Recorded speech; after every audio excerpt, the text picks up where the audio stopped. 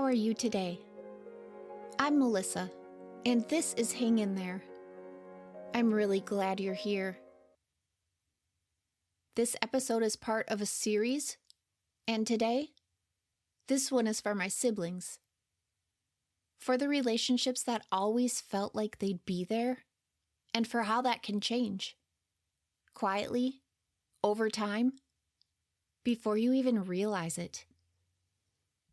If you've ever felt that shift, or found yourself farther away from someone you once felt close to, you might recognize something in this.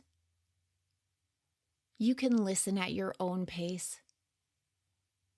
If it feels okay, take one slow breath with me. Let's begin.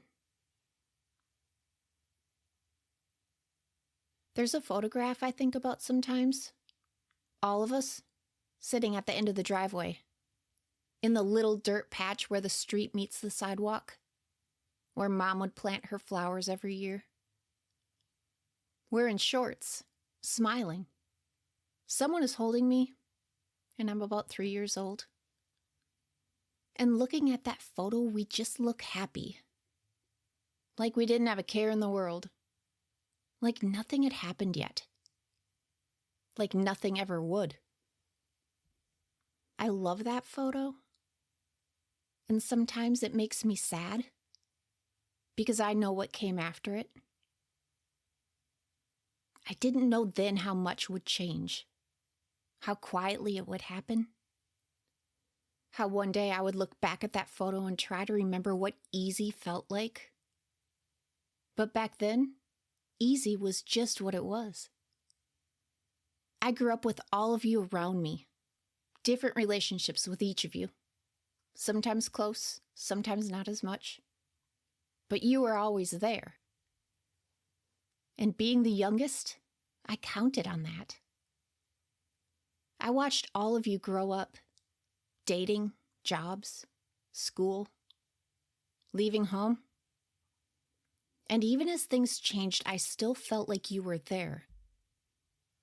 What I didn't realize at the time was how different each of those relationships really felt. And one of them was just easy. Despite the age gap, almost 10 years, you and I were just similar. It felt like we were best friends. From my earliest memories, you were there. We watched wrestling together every weekend morning. We had our favorites. I remember being really small, playing wrestling matches in the living room. You'd throw me onto the couch, body slamming me into Mom's perfectly placed blue cushions. We'd copy the moves we saw on TV, laughing, destroying the room. And you'd let me win sometimes. It was fun. We went to the rink, playing hockey in our boots because Mom wouldn't let me wear the skates. And you'd let me hang out with your friends in the basement playing pool, even when you didn't have to. Man, I thought you were the coolest person in the world. And with you, it was just easy to be myself. I remember when you signed up for the military. I remember being in your bedroom, sad about you leaving, trying to get you to wrestle with me like we always did. And then you looked at me, and you started crying. You just hugged me, and I cried with you. I hated that you were leaving, but you were doing something bigger than all of us. The day you surprised me at my softball game, walking up in your uniform, I was so excited to see you. Those moments, they stayed with me. You believed in me. You pushed me to do well in school. I remember the day you took me for a drive, talked to me about my grades slipping. I remember how uncomfortable that was. But I also remember feeling like you cared enough to say something. Thank you for that. Thank you for trying to guide me when I didn't really know where I was going yet. We got older. Life started moving. You had your path. I was still trying to figure out mine. And even as things changed, I didn't question that you were there. And then there was another kind of easy, one that felt completely different. We didn't have a lot in common, but we got along great. Especially when there were snowmobiles, dirt bikes, three-wheelers, and some kind of adventure involved. We spent so much time on snowmobiles, flying over open water. I should probably blame you for my fear of open ice. I was always the passenger, holding on as tight as I could, squeezing you as you skimmed across that water. I still don't know how we didn't sink. I remember you trying to teach me how to ride the dirt bike in the backyard, and I drove it straight into the fence. You pulled me off just in time, and that was the end of my dirt bike lessons. But what I really remember is watching you. You built things, figured things out, fixed things no one taught you how to fix. Sometimes you'd break something just to understand how it worked. You had this quiet way of knowing how things went together. You were also a master at pranks. Turning off the hot water while Mom was in the shower. Things like that. I saw you do it to everyone else. I thought it was hilarious. You didn't really prank me, though. Maybe I was too young. You were quiet, a little mischievous, but always kind to me. And even though we didn't have a lot in common, you always found ways to include me. You didn't have to, but you did. Then you grew up and left home. You started your own family. And then there was you. Not easy in the same way, but still kind. You were the one I'd leave toads in the dollhouse for. I watched you from a distance sometimes, going to dance lessons religiously and loving them. Mom signed me up for dance too. I ran away. But you loved it. You were good at it. We were very different. Being with you felt a little uneasy sometimes. You were outgoing, louder, and I was neither of those things. We didn't have the same interests, and it felt like I didn't quite know where I fit. But we shared a room. And at night, sometimes we'd talk. We had those bunk beds, and every once in a while we'd just lay there and talk about something. I don't even remember what. I just remember that we did. You were there the time I fainted in the kitchen. You took care of me. I remember the night you let me be a part of a sleepover and somehow convinced me to sing. No one has ever heard me attempt to sing anything, except you. I'm not a good singer. But that night, you told me I was. As I got older, you tried to teach me things. How to curl my hair. How to put makeup on. That blue eyeliner you and Mom used, it didn't really work for me. But it was what we had, and you kept trying anyway.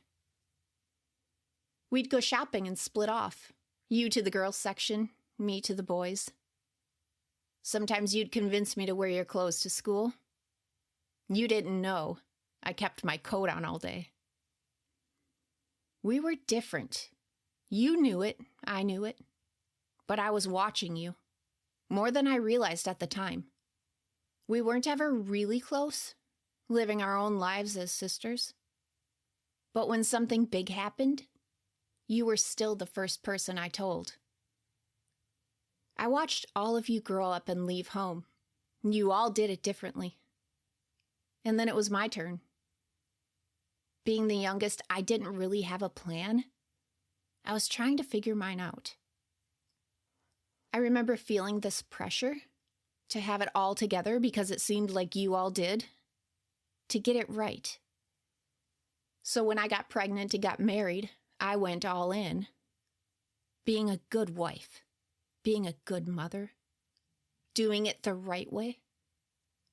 I wanted you all to see it, that I could do it. In the beginning, I still had all of you close. Not much felt different. but it's amazing how much can change in just a few years. All of a sudden, I was living somewhere else, balancing a relationship, raising kids, building a life, and from the outside it probably looked like I was doing exactly what I was supposed to do. But looking back, I remember feeling wound tight, confused, unsure. Not enough to stop anything, just enough to feel it, and then push it down, and keep moving forward. Slowly, I started to feel further away from all of you. Not in a way I could explain, just less connected, less of what it used to feel like. And I remember thinking, maybe this is just what happens when you have your own family, when life gets busy, when everyone is moving in different directions. Until there was a moment when I needed someone, a sibling, someone I trusted, and I realized I didn't have one to call. It didn't happen all at once. It was quiet, subtle, and I didn't see it while it was happening. I remember feeling alone, confused, like something wasn't right, and I thought it was me. I felt embarrassed, ashamed, stuck, and I couldn't even fully explain why. So I stayed, and I kept going. I was adjusting to a life that didn't feel right, but one I felt responsible to hold together for my kids. My days became a mix of being the best mother I could be and keeping everything as calm as possible. And that was hard. So I stopped calling back. I stopped showing up. And I'm sure from where you were standing, it looked like I was pulling away. But there were moments I did reach out. When I left the first 2 times I came to you, the kids and I stayed with you. I remember giving you that envelope, all the documentation, everything I could think to gather. And then I went back anyway. And I know how that must have felt. To watch us return to something you could see wasn't right. And from the outside, it probably didn't make sense. But I remember feeling like I had run out of options.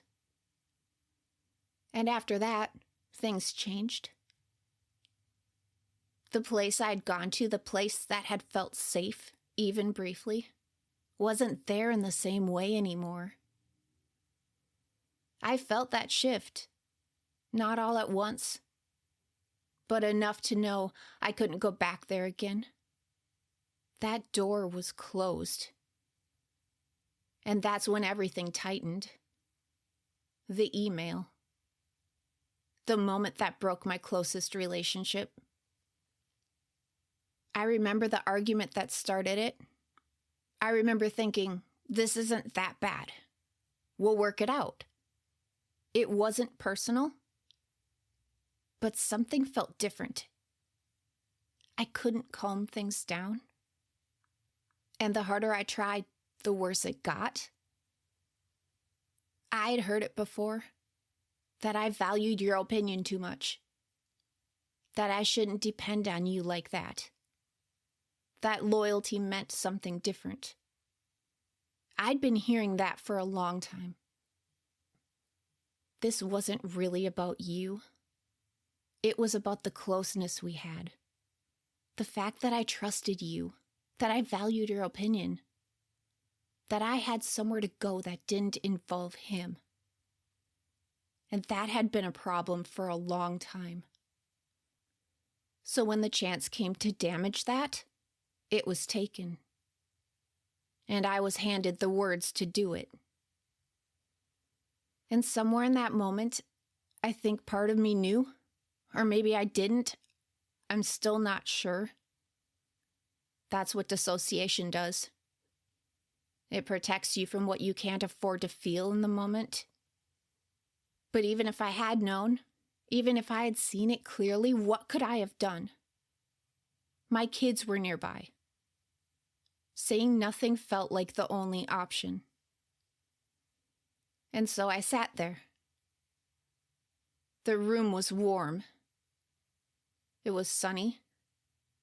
I was nauseous, sick with worry about what would happen next. The yelling, the swearing. Afraid of what would happen if I didn't type the words. I was told what to write. My hands on the keyboard, barely knowing how to use email. Typing words that weren't mine. I remember thinking, why isn't he doing this himself? The anger, the pressure. And then nothing. I went numb. This wasn't who I was. I remember looking at the screen, reading the words. They didn't sound like me. They didn't feel like me. But I sent it anyway. And I knew, even in that moment, something was going to break. Not just a conversation, not just a disagreement. Something deeper than that. And it did. After that, we didn't speak for years. There was silence, distance, and a relationship that had always felt easy wasn't there anymore. Time kept moving. Life kept happening. And you were going through your own things, struggling in ways I didn't see. And so was I. And I wasn't there. Not in the way I would have been before. And not in the way I would want to be now. That's something I've had to sit with. We had gone from something that felt easy to something that wasn't there at all. And I didn't fully understand how we got there. Not then. And with you, my adventurous brother, it felt different. Like life was just continuing, like you were living your life and I was somewhere else entirely. And I don't say that with blame. Just distance. Different worlds. And at that point, there wasn't really anywhere left that felt easy to go. I had tried. And that's a hard place to sit in.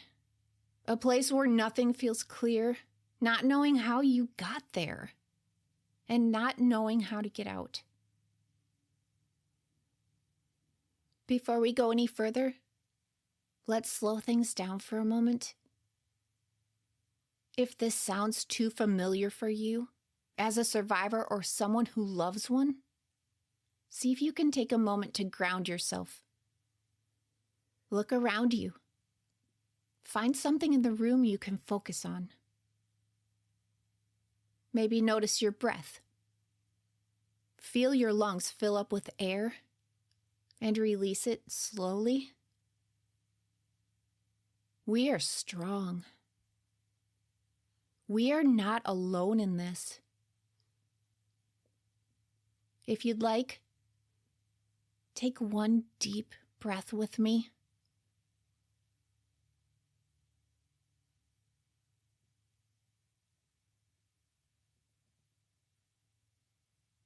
I know my story is not uncommon. For many survivors, isolation doesn't arrive all at once. It happens slowly, quietly, in ways that are hard to see while you're living inside them.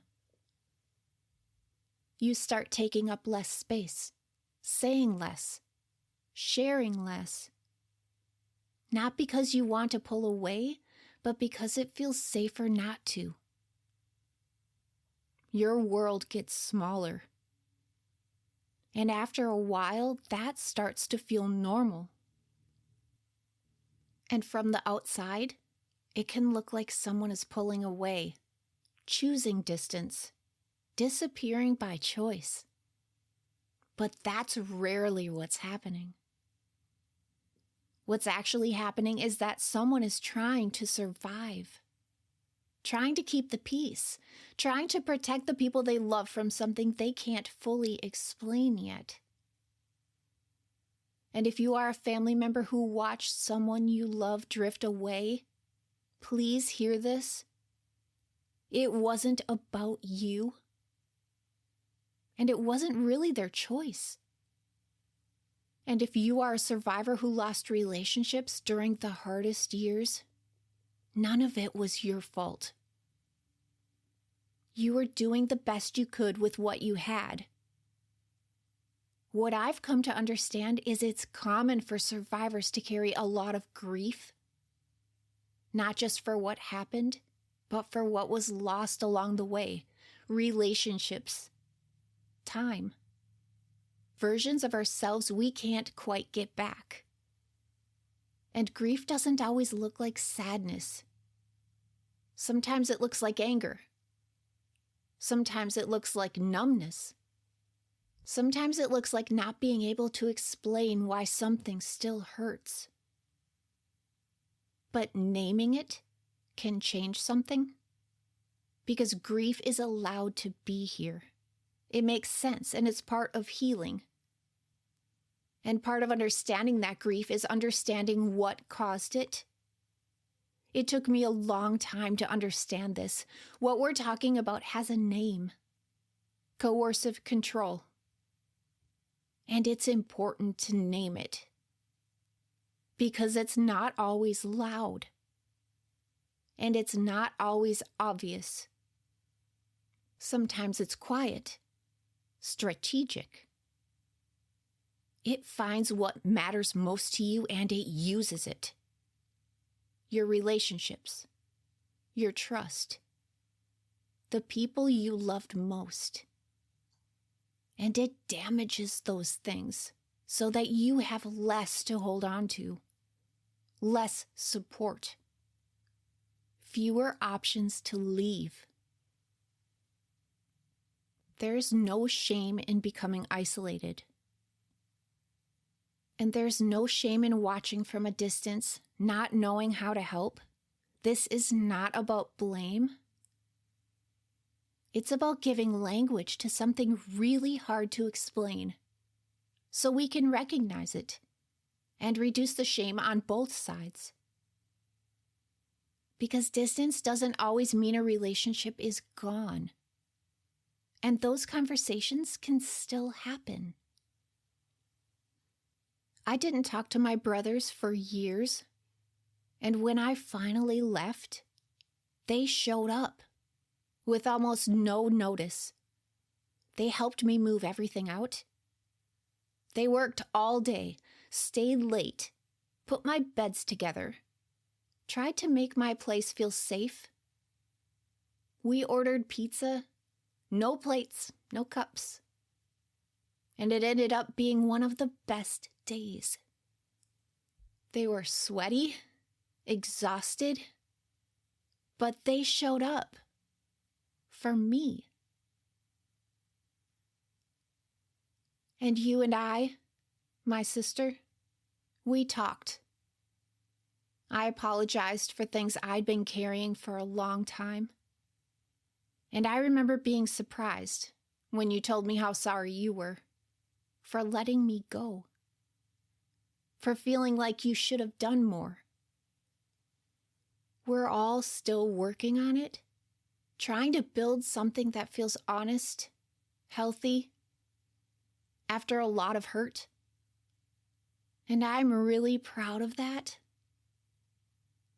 There've been tough conversations, some tears, but after all that lost time, we're leaning more toward each other instead of away. And maybe that's what matters. that we can still choose to move toward each other when it's safe. And if that feels too hard right now for you, there is no rush. When I look at that photograph now, I see unconditional love. I see siblings who lived together and made it work. We had to. But since that picture was taken, life has treated each of us very differently. We've lived such different experiences. And still, I know none of you would ever intentionally hurt me. I know you love me. Even back then, especially back then. Before the distance, before the hurt and confusion. And I love you, all of you, even after everything. And what I've come to realize is that the core of each of these relationships never really changed. With you, you are still the one I call when I need to talk something through. It was always easy with you. And it still is. And I'm glad that never went away. We'd probably just call that consistency. And with you, you are still a man of few words. But I know without question, you would show up without being asked. And pull me off a crashing dirt bike anytime I needed you to. And with you, the one who worked so hard to help us be closer. The one who helped me feel like a girl, even when I kept my coat on all day. I would absolutely still leave a toad in your dollhouse. We are still us. And maybe that's the most important thing abuse never tells you. That it can disrupt what you have. It can damage it. It doesn't erase what was real. What happened between us wasn't about who you were to me. And for us, nothing was unforgivable. As we come to a close, we can slow things down for a moment. If it helps, notice where your body is right now. Feel the surface supporting you. Nothing needs to be resolved or understood today. You can take what felt helpful and leave the rest here. You can come back to this whenever you're ready. You don't have to carry this alone. Neither do I. This is Hang In There. Listen. Heal. Rise.